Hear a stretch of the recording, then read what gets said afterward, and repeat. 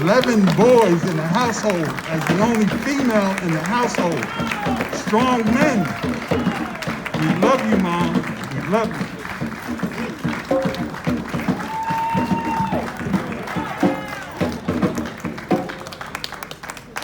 Good afternoon.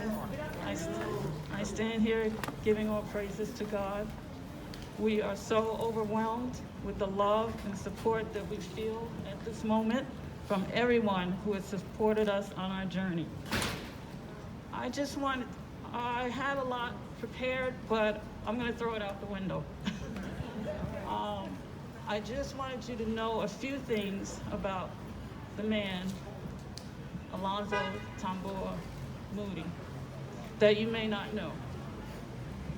I'll begin with his teen years. We grew up together as Protestants in Central Presbyterian Church on Ward Street. He was a few years older than me, and as he attended Central High School, I was also at Central for 1 year. I watched him from afar. I was attracted to him, tall, athletic. His first love was basketball, which he played for hours every day. Actually, he was a very good player. He was scoring 28 points a game, which was unheard of in the 60s. And to this day, I can't bring him away from the basketball court. He graduated Central High School, now Kennedy High School, and he graduated on a Wednesday, and on a Saturday, he got his letter from the draft. He was going straight into the Vietnam War.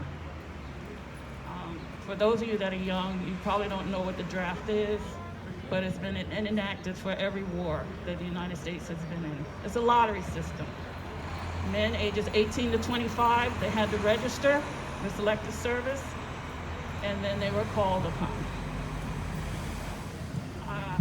I can't imagine what his family felt when he was drafted so quickly. But I thought I would never see him again once he went into the armed services. He was drafted into the Army, but he chose to go into the Air Force. At those times, I said, okay, he's gone. I won't see him again. And I don't know if he knew how I felt, because I watched him with all the other girls in high school. He was a true jock.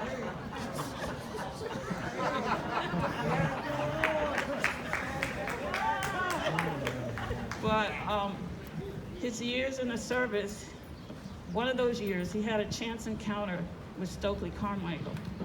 Stokely Carmichael was there at one of the universities to speak to the Black Student Union. And he pulled Alonzo to the side, I think it was Destiny, and he said, brother, have you read the autobiography of Malcolm X? And he replied, no. He said, don't you know what's happening on the mainland in the United States? Our people are fighting. And he said, will you promise me that you will read the autobiography of Malcolm X? And he did. And that set him on a road to being an activist in his own right. In the early 1970, we married. We married in the church that we grew up in. And our wedding was not unlike coming to America. It was an African-inspired wedding. And people, I guess, were curious to see what this wedding was like. But we also did the Christian vows as well. But we wrote our vows. And I guess it was something in him and in me that said, we have to make things better. We vowed to our congregation that we would use our abilities and our energy to make our community a better place to live. And that has stuck with us. Even after we married as a young couple, we had our first child, Malik, and he wasn't even a year old. And we began to travel to Newark, to the Committee for Unified Newark. under the auspices and leadership of Imamu Amiri Baraka, known as Leroy Jones. If you know him, he was a prolific writer, poet, activist, and we liked what was going on in Newark. So we represented the cadre from Patterson. There were cadres all over Philly. We were all studying Kawaida and philosophy of African ways to build and thrive. And with that in our back pocket, we began to work in other ways. We would meet in Neighborhood House on Graham Avenue. My husband and I and some friends that have probably, most have moved away. Where? Oh, yes.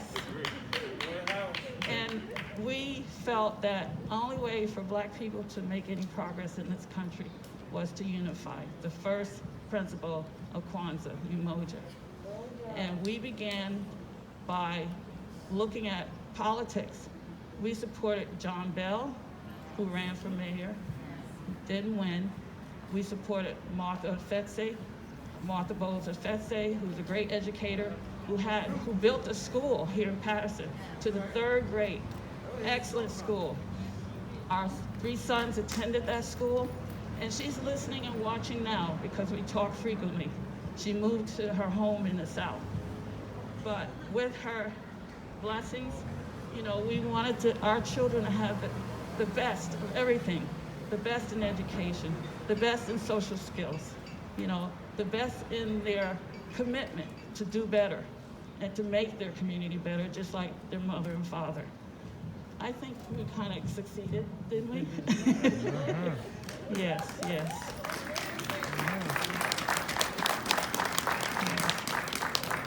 And not just for our children, but for all children, all children. And you know, a lot of teachers would say, these are my children. Yes, they are your children. And we decided to, which we didn't know when we got married, that there was a children's haven home here in Patterson for abandoned, abused, and neglected children. Our church, many were on the board, they started this home. And if you want to know about diversity, all you had to do was come to Children's Haven. We had children of every nationality, every race, and they worked in harmony. And it wasn't an easy place to live because we expected much of them. We had chores, you know, we had rules, negative and positive consequences, and my husband will probably say more about that. And these men who were saying they were worked to death, well, I told my husband, don't you know there are child labor laws that exist? They would get up at 5 in the morning in the winter, yes, and go shovel elderly people's homes before they went to school. Don't run for office because who would they call? Moody. We have all our flyers, Moody. Can you get these out into the community? Sure. He was very regimented. In what part of town the kids were dropped off at this point, they had to pick him up at the other point and be finished before time to go to school. I think it taught them character, and they were paid. So we said, you're paid. So what are you gonna do with your money? We taught them to save at least 50% of their money. And many of the children that left us left with a big bank account. And they, you know, it's just training for life. That's what we did with them. And our place was the happening place in Patterson because a lot of children would come visit and we had to call their parents. They've been here for 3 days, don't you want them back? And the girls, because it was a home for boys, as Mrs. Cotton knew, our friend Cecile Dickey, if any of you remember her, her name is on Head Start Education Building on the east side. Fierce educator, fierce advocate for early childhood education and Head Start. And she, you know, we miss her very, very much. But she was right. You have to start the kids early. what they're learning and give them a chance to get ahead.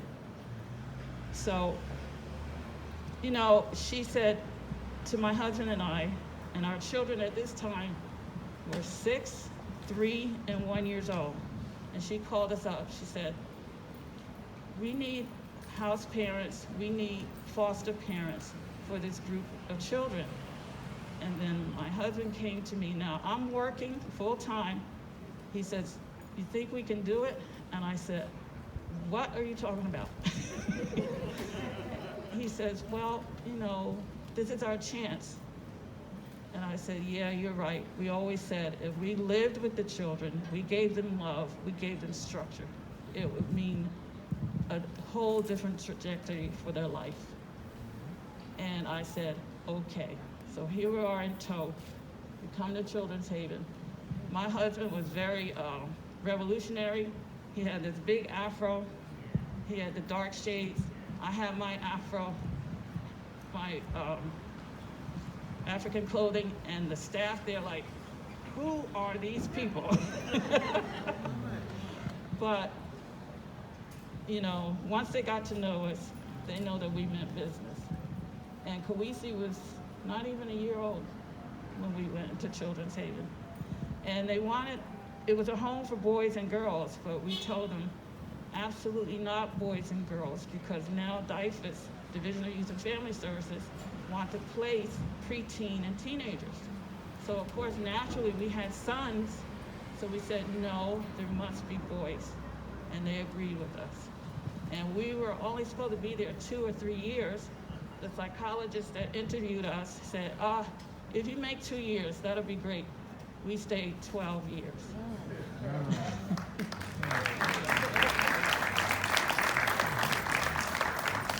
And I thank my children because it was rough on them. We didn't make any difference between the children that were placed there and our children. We said we will not do that to them. And they had the same rules. They had the same demerits and restriction if they broke a rule. They were rewarded. We took them everywhere. We took them to Canada. A lot of them had never been on a train ride through upstate New York. We made them map it out. We took them to 3 cities in Canada. We took them to Florida. None of them had never been on an airplane ride before, to Disney World. And we treated them as our own. And there's some of them here today, and they can tell you themselves. We love them, and we still love them to this day. And we're so proud of the work we did, because now they've grown into men with families of their own who are giving back to the community. I have one funny story, because even though my husband is very serious most of the time and easygoing, stoic, he has a sense of humor. I don't have one. He says I don't have a funny bone in my body. But this one particular night, he came home, and we tried to make the home peaceful because it was just so much. With 13 boys, there was always something going on. And he came home one night truly exhausted. He was still working at the Passaic County shelter. And then he went to all of these meetings in the evening. He was on every board, every community group. And he came and he said, Kimaada, just send my plate up to the room. I said, okay. So I was still in the kitchen. One of the boys took his tray up with his food, sat it outside the master bedroom. Now, on the second floor of that house, all the bedrooms are on the same floor. The master bedroom, the kids' rooms, and the largest bathroom. And all of a sudden, we hear this commotion. Of course, one of the boys, I'll call him Jay, who's very rambunctious, who just runs everywhere he goes. He ran into his tray and food went everywhere. And we were all saying, oh my God. The kids, we were all standing, what's gonna happen now? Poor man. And he said, Jay, come here a minute. He says, repeat after me. I would rather run through hell in gasoline-soaked drawers than to knock Mr. Moody's food on the floor. And we all burst out laughing with the image in our minds. But he uses humor all the time with the students and the children that he worked with and with the families. And I think he's just brilliant in what he does. I love him to death, and I see you all love him too. And we thank you. We're so proud of this day.